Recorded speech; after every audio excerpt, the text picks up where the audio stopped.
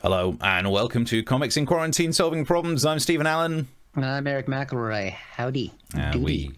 So we did 15 weeks worth, like 30 episodes, and yeah, we started off streaming just on YouTube, then eventually went like Twitch, Facebook, Twitter, D-Live. I don't know what it is. It sounds rude. Daily Motion. It's a euphemism for a poo, but we stream on there. Then LinkedIn. Don't forget LinkedIn. And then I managed to put some of the episodes on like Pirate Bay so that hopefully people who are into torrents would download it, think we were an actual show, and we'd become an underground hit. It's not happened yet. No, that's not a channel for actual pirates, though. No, which is a shame. Like those guys. We should do, if we do shows. You see, look what you've made me do. You've made me come up with a terrible pun, and now I'm going to have to apologise for it. But if we start to do content for pirates, we'd have to be R-rated. Please watch the rest of the show, even though we've just done that. Because the bits, this bit wasn't planned. This was just a way to get into explaining what we're doing, which is recapping on all of our favorite bits. But we're choosing the clips that over the last 30+ episodes in 15 weeks we have liked the most, and so we don't have this waffly shit in those. Put that jag on. Where's the? Pretend there's some techno person. Take that clip and put it in this episode, will you? Lovely. It's just us. It's just Now, obviously, one of the big themes, not just I think because I'm from the United States, but one of the themes we covered a lot over the last 30 weeks is the man who is known as the President of the United States, because he is a unique human being. And when I say that, well, I don't want to say the words of how I actually feel, but there's there's other aspects of Trump that we've tried to cover. We've covered the man, and we've also looked a little bit into his family, which we've done here, which was something that was filmed around Father's Day. There's so many weird things with this Trump presidency, but I mean, this weekend we saw an even weirder one because Trump Jr., Donald Jr., has started his own channel and his own podcast, which they videotape as well. Don't you hate people who watch, who set up their own stream and podcast stuff? I know. Oh. Losers. So he interviewed his dad. Now, you'd think this is a chance. It's son, it's dad. It's a chance to show some humanity. It's to show some compassion, to kind of set aside the way that they always come across, show a little bit of genuine connection. There's a chance for that. It didn't happen. It was an incredible exchange that started like this. So I have a couple questions that I think are on all of the minds of our viewers. So the first one, which is the big one also on my mind, is which is your favorite Trump child and why is it Ivanka? The wise guy over here. All the same, 100%. 100%? 100%. And I'll even say you only for purposes of this interview. But other than that, all the same. Okay, well, I'm going to remember that, okay? So that's... Okay. Oh, that's heartbreaking. Yeah. I'm gonna remember he said that, Dad. I'm gonna record this bit where he said that it was me, and I'm just gonna play it over again in a loop because I just need your affection. Oh, it's so sad. I watched it. I'm like, because they edited this before they put it out, and they went back to him for the reaction shot where he clearly was just like, oh, it's heartbreaking. But he thought, you know what, Father, because it was a pre-Father's Day thing. I'm going to get a gift for you, Dad, because I really know what you mostly want. And so he made what every father wants, is an attack ad against your opponent. Because what says love more than propaganda? Now, he gave him the ad. I'm not going to show the ad because it's all lies. But this is Trump's reaction to the gift. That was a good present. Oh, cold. Trump has more passion for drinking a glass of water than he does for that gift. He's like, I drank the water. I drank the water. My son, just stop trying so hard, Junior. I mean, but even more than that, you might not have caught this because I watched this clip a lot. Why don't you watch it again? Not yet. And there's going to be a moment where you see Trump, Donald Sr., look to the right, to his right, as if he's looking behind Junior to see, am I doing this right? Am I showing that I love him? Can we play it again? That was a good present. Oh, right there. That's nice, isn't it? Oh, I was just like, that was a good present. Did I do it? Is that enough? Have I shown him enough affection now? Can we move on, Ivanka? Now, it could almost make you have empathy for Don Jr. Yeah. Almost. And then you just have to look at this. Oh, yes. There he is. Yeah, where he's murdered an endangered sheep, I think in Mongolia. fucking Mongolia. So yeah, no more empathy. I mean, it's hard to, I have to admit, it would be hard to buy Donald Trump something, wouldn't it? How do you buy the man who's had an election bought for him? Well, I think he's looking for another one. Good times. And they were. Yeah. Sorry. No, I think, do you know what? I think these clips, watching them again, makes me realise I'm so glad we started doing this project. Because not only have we ended up being interviewed on radio for it a couple of times, we are been interviewed on some websites for it. Yeah, got reviewed, and with good reviews. Yeah. Oh, look, we sit here, and it is just, hopefully one of the things you like about this show is it's just us just being ourselves, waffling on and just doing jokes because we enjoy doing jokes. But it's been nice that it wasn't an absolute failure. Yes, that hasn't happened very much for us. Yeah. Isn't it strange to think, I had great times when we used to do live shows in London, on the South Bank. We used to do live topical shows in Camden. Yep. And some of those felt really, really good. But it is true to say we never got an audience in those live shows like we've done for these things. Yeah, that's true. And even some of those people didn't give us money. We've got more money, I think, out of you lovely contributors than we did out of that. And I think because we also had a topical radio show, bizarrely on a sports station, but however that happened. But I think this now has run longer than that radio show. Yeah, easily could have done. It's the truth. Wow. This is an actual thing. It's bizarre. So yeah, I'm so glad we did it. We got interviewed all over the place, and it's been fun to churn through some of this content. And hopefully you're enjoying hearing about like the story behind some of the clips. Maybe it's more enjoyable for us to think about. But the next clip I've picked, the reason I picked it is it was about, it's the first time I did any proper acting. I think we really got into the acting method, as that became a catchphrase on the show as well. And it was early on, which meant the flat was changed. So this is the room where we broadcast this show from. My front room was turned into a TV studio for the MASH Report. So the chair you're about to see me sat there. Oh yeah, just to say, I'm on the MASH Report. The chair that you see me sat in is where I had to sit for 6 weeks. I had nowhere else to sit. The main bedroom had to get turned into a studio flat. And I was sat there one morning typing away, and I just thought, I got an idea for a sketch. And I think my mind was in a dark place because look where it ended up. So enjoy this clip. Should we be concerned about bringing back pubs? To answer that question, let's go to our philosophical correspondent, who's me sat in a big chair, drinking a hot drink, looking out of a window, just feeling thoroughly depressed. Look, I know that people miss the pub. We all miss things. I miss people. I miss talking. God, I miss doing stand-up comedy. I miss the sound of the audience. You know, that laughter, the quiet. I miss showering on a regular basis. I miss trousers. I miss being able to fit in my trousers. When this lockdown's over, I can't leave the house. I can't wear anything. Can't even go to the shops to buy new ones because I've got trousers.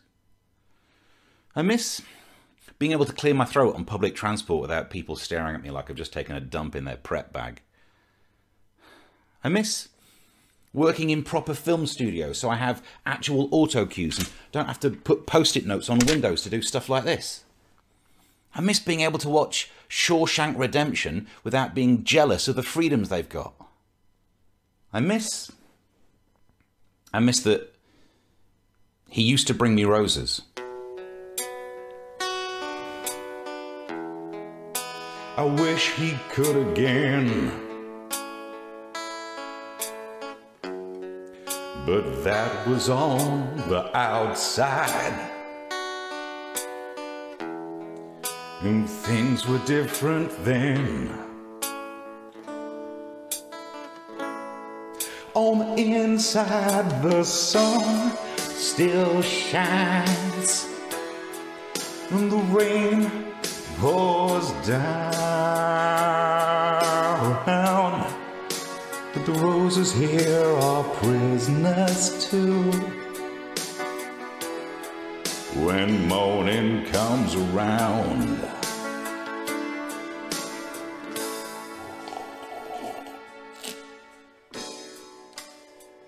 I'm not coping.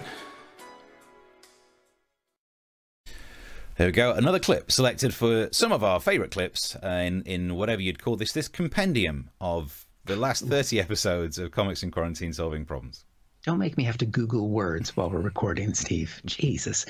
Yes, this is our look back at some of our favorite bits that we've done over the last 15 weeks and 30-plus episodes that, we've had some people enjoy. We've had some people watch. This is one where it was covering, because there's been many books about Donald Trump written, over the past 3.5 years since he became president of the United States. And so this was talking about John Bolton's book, which had some incredible accusations, all of which you kind of read these things, and in their own, they would be shocking. But when they get added to the laundry list of books that have been written about Donald Trump and what we can actually just see from Donald Trump, you just sort of go, yeah, that's pretty much what I thought. Yeah. It's like the insider's account. Yeah, there's no difference there. There's no difference whatsoever.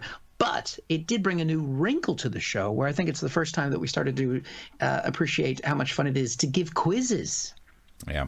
Because we did this in the form of a quiz, which those of you watching really seem to enjoy, which made me think maybe we shouldn't bother writing all these jokes and we should just do another fucking pub quiz, since that's what people seem to like. But it was fun, it was interactive, and it was also, you were laughing and you were learning. We're playing a game here where basically I've got some of the revelations that are in Bolton's book because it's been leaking out. I'm going to say the revelation. You have to tell me whether you think it's true or false. Right, number one. Trump was fine with China building a concentration camp for an ethnic minority that lives in China. True or false? Good God. I mean, I'll put my chips on hoping that it's false. It is true. Well, you got that one wrong. You're not off to a good start, Steve. Oh, never mind. I've had a good day so far. I'm enjoying it so far, Eric. Melania really does love Trump deeply. Come on, really? Really? No, come on, no. What are you going to say? What's your final answer? Well, I mean, look, they're married, and I'm sure in the book that he'd say yes. Nope, that's not true. You are 0 for 2. All right. Trump indeed blackmailed the Ukrainian president to get dirt on Joe Biden. True or false? Well, he was impeached for it, but not found to have done anything criminal, so I guess say false. You are wrong again, Steve. Trump often spends much of the day having people call him Obama. Is that the name version of blackface? No, that can't be real. Let's not talk about that. We'll get, no. What are you going to say, true or false? Say false. That is false. You go incorrect. Well done. Look at that. You're in first place. Foreign leaders found it easy to manipulate Trump. Oh, interesting. Let's say true because of Wii tapes. That is true, except for Boris Johnson. A toddler would find Trump easy to manipulate. True. Surely true. Yeah, I bet John said that. That is true, again, except Boris Johnson. Trump wanted to jail journalists and said they should be executed. President of the United States. No, come on, that would. I know he doesn't like the fake media, the false news and all that, but no, surely not. Nope, that is true. He's a great guy. He wants to have journalists murdered. I've just recently been added to that muckrake website that lists work of journalists. Let's get me taken down from that. You got Kim Jong-un after you, and now President Trump. And the final one, John Bolton knew all of this the entire time, refused to testify in the impeachment trial, and should just fuck off. True. Good times, Steve. Good times. They were indeed. I'm loving it. This is the future, just doing clip shows. Yeah, this is it. How long do you think we can ride off the back of the initial 30-plus episodes? Keep milking it. And then eventually we could do 30 episodes of our favourite clips. And then at the end of that, looking back at some of our favourite reminiscences from times we reminisced. The good news is that the news doesn't normally change. So, I mean, how many years have we been making fun of Kim Jong-un, for example? Yeah. Still in the news. Donald Trump. He's going to be president forever. So that's sorted. Nothing's going to change. Do you know what? Fans of Trump jokes and Kim Jong-un jokes should just watch episode 30. There was some in there as well. So there were. Even that up to date, we were still doing it. Wow. It's amazing. It's amazing. So as we go through and find the clips that we enjoyed making or I thought might be worth showing again, one of them, this is quite an early one. This is one of the first times I did a redubbing. So it's one of the easy. Look at you. Yeah. But it turns out it's one of the easiest ones to do. Like technologically, the trickiest ones to do are the ones where I act with myself and have to edit them in. And the sounds a mess. Because you're trying to act. That's why it's hard. Absolutely, yeah. Me and acting. And I brought these. Where have I put them? I brought these in here just to show you. It was me all along. Oh my the God. two different people whenever You've I'm acting. ruined this. Clark I mean, if people Kent, haven't isn't it? watched the prior episodes, it's just like getting to the end of Lost. Although I still don't know what happened. Yeah. Still don't know what happened at the end of Lost. So that doesn't matter. You're fine. You can watch all of Lost because none of it makes any sense. It was pointless all along. Yeah. So when I have two characters in a scene, one of them's always got a hat on, the other one's always got glasses on, just to try and... Because obviously it's just a guy with a big ginger beard. It's obviously me. But if it works for Superman, and also the backstory, seeing as we're sharing some information about the backstory, is that I don't wear glasses anymore. So I had to get these non-prescription fake glasses. Did you get them for this? No, I had them before for our topical shows. I bought them years ago in case I needed to do an impression of someone who I used to do more impressions than I ever do now. Yeah, and you used to do the kind of you used to do that a lot. Good evening. Good. You lost that, but you see what I did. My eyes have just gotten worse. So Do you know who Ronnie Corbett is, or do you think I'm just making a strange noise then? I've heard rumors. Good evening. The producer said to me, Ronnie. There you go. You see, I don't do as many impressions as I used to for very good reasons. But what I do is different voices, one of which I deployed in this overdubbing type sketch thing, which I very much enjoyed doing. Have a look. Princess Meghan, whatever her technical name is now these days, Megs, they've downgraded it somewhat, so you don't want to use royal things. She read a story to little baby Archie, which I think is really nice. Of course, straight away, certain members of the online community and the press were saying things like, I thought they didn't want to have that baby in the public eye, and yet there they are, putting it in the public eye. It's almost like they want to control which pictures of their 1-year-olds that we get. Saying it as if somehow they're the stupid ones. It was to do with actress Jennifer Garner does this charity thing where celebs read stories to children. We've got a clip of it, actually. Let's have a look. Yeah, here, can you turn the page? What happens after that? Are you kidding me? It's totally a duck. It's for sure a rabbit. It's not that difficult to spot the difference between a duck and a rabbit. One is an aquatic bird, the other is a sex toy. And if you can't tell the difference, admittedly, that does mean if you pull out a drawer and find one next to some eggs, still could be either. But the biggest problem in that clip is the fact that, I don't know if you noticed, Archie wasn't paying her any respect. She's reading the story. He's not paying any respect. He's not paying attention. Kids these days. He's not paying respect to Meghan Markle. He must be racist. And what? Because I'm quite good with sounds, you can manage to tune. If you tune into the right frequencies and really boost the gain, you can actually listen to what little Prince Archie is thinking. We can watch another clip. See if you can hear what Archie's thinking. Oh, here we go. She's available for voiceovers and audiobooks. Well, anyway, now what do you want to do? Anything but this. There we go. Fetch. No? What happened? Hey, I don't know. What do you want to do? get it done. Hey, look! An anteater! That's no anteater. That's a brachiosaurus. Jesus Christ, how big do you think ants are? Come on, let's get this over and done with. And Yay! Thanks, that's done. Oh, she did all the work and I'm getting the praise. Maybe I am royal after all. Ooh. There we go. Another clip. Some of our favourite bits of the last 30 episodes of whatever this thing became, Comics in Quarantine Solving Problems. Yes, we hope you're enjoying our little recap and journey down memory lane. Whether you've been with us all along or you're joining us now, thank you for watching. And if you want to, because the whole premise of this was that we were comics who were unemployed. So basically you could employ us right now by buying us a drink with the links that are provided. And we would very much appreciate that. The show has had some themes, I think it's fair to say, not just the big news stories of the day. One of the things that has surprisingly become a runner throughout the series has been something that would rather be quite innocuous, you would think, and that is tea, of course. But of course, then realizing that the audience is primarily British, I suppose it's not surprising that that is a key area of interest. But then also we had a little bit of cultural crossover when we mix the idea of tea with the idea of America. And we had... No, I don't think that was crossover. I think what it was an abomination. And we had some fantastic results. And this was our introduction to the subject of tea that got us all started on that journey. What? I can't believe that's your intro for it.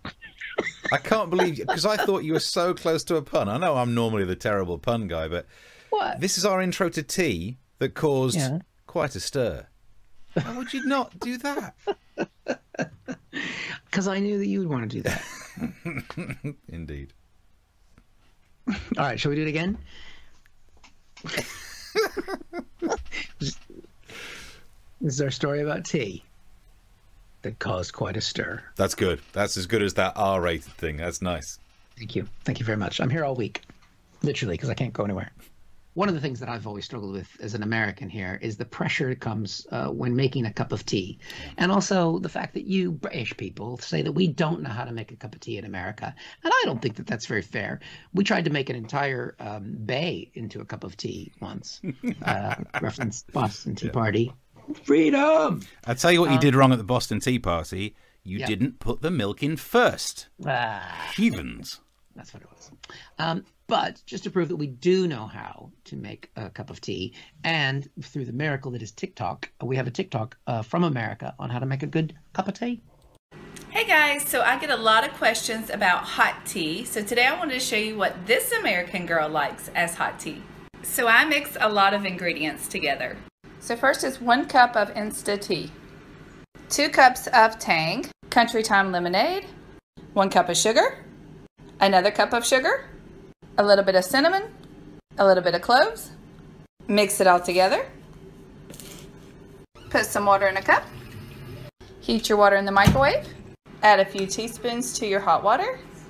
Give it a little stir. And that's what I... What the holy heck have I just watched?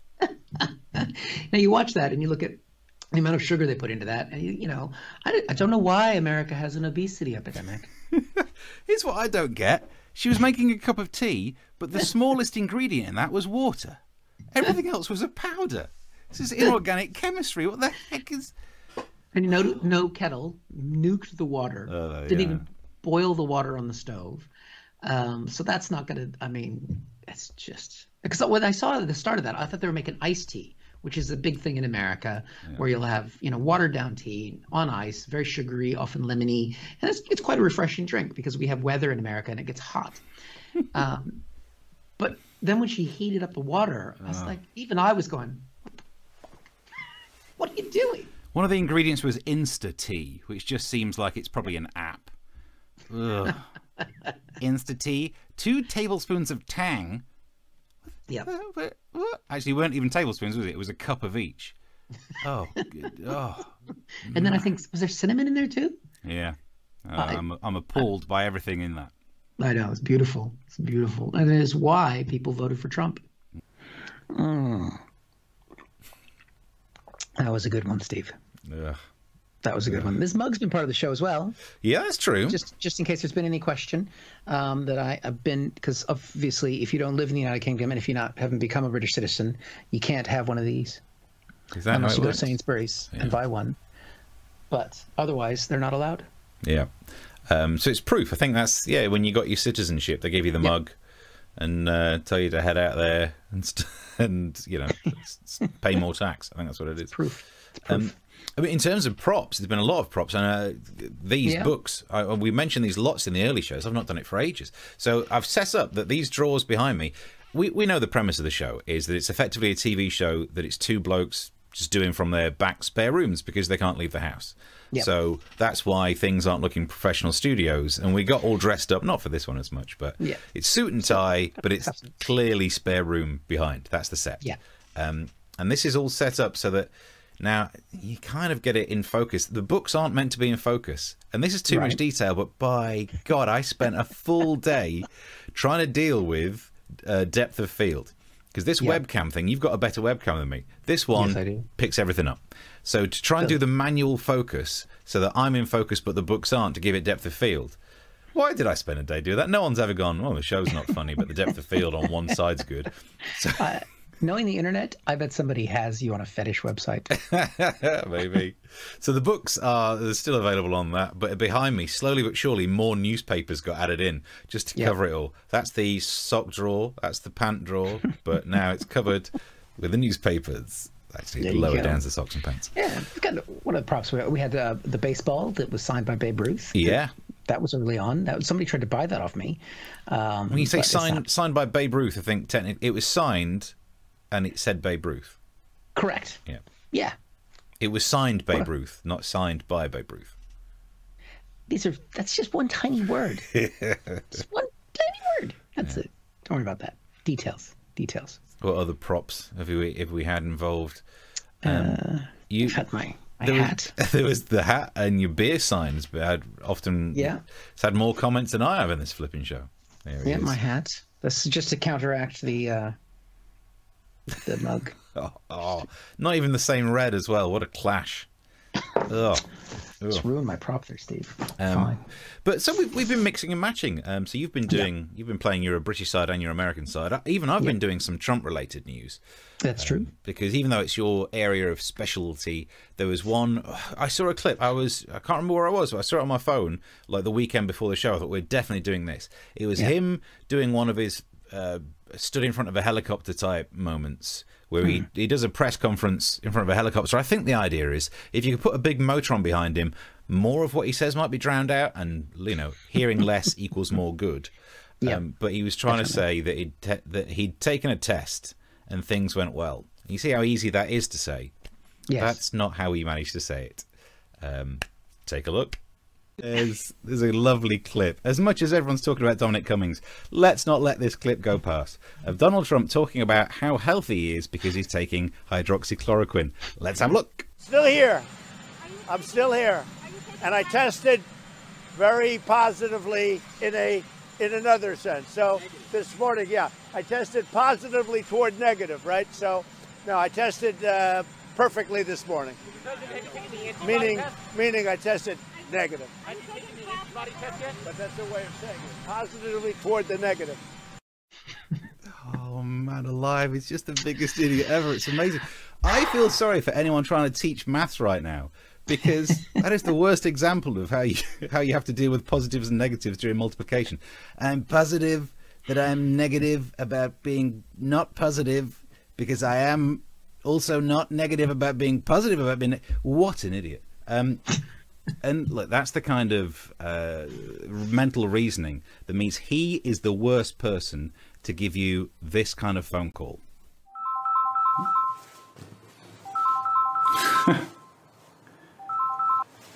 Big D, hello. How you doing? Haven't heard from you in ages. I've not seen you since that night. Of course I haven't forgotten. How could I?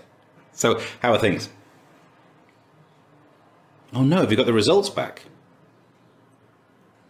So do I need to get tested? But you just said you're positive.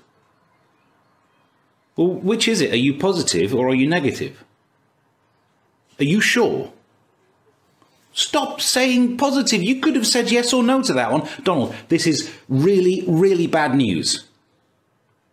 But I want to be negative. Oh no, I see you meant mood. Okay. There you go. Another clip from the last 30 episodes of Comics in Quarantine Solving Problems. Fond memories, definitely fond memories. And I mean, there's been numerous themes throughout the show. I think one of them definitely has to be all of our experiences now with shopping. Because before Monday, it was only the essential shops that were open, things that we truly needed. And then they opened up the non-essential ones, the things that we don't need, and people queued for that longer. People are more interested in buying things that they don't want in comparison to things that they actually do. Which means if you're thinking of opening a shop, you really want to open a shop that absolutely nothing about what it sells is of use. I've made an advert for it. Come on down to the totally not essential store. We have things you don't need at low, low prices. Select from our wide range of items you'll never use. Like this, laminated soap. No lather, but it lasts longer than any other brand. Tired of not feeling things when wearing protective handwear? Try these fingerless latex gloves. you'll have your safety in the palm of your hand, but nowhere else. Try our rentals department, where you can hire a double-decker bus for Lib Dem MP field trips. Looking for a gift? We sell vouchers for all top brands. Monsoon, Victoria's Secret, Debenhams, Bright House, and of course, Woolworths. Visit this weekend and get these indicator bulbs half price. Think they look useful? Think again. They're for BMWs. The Totally Not Essential Store. Why bother?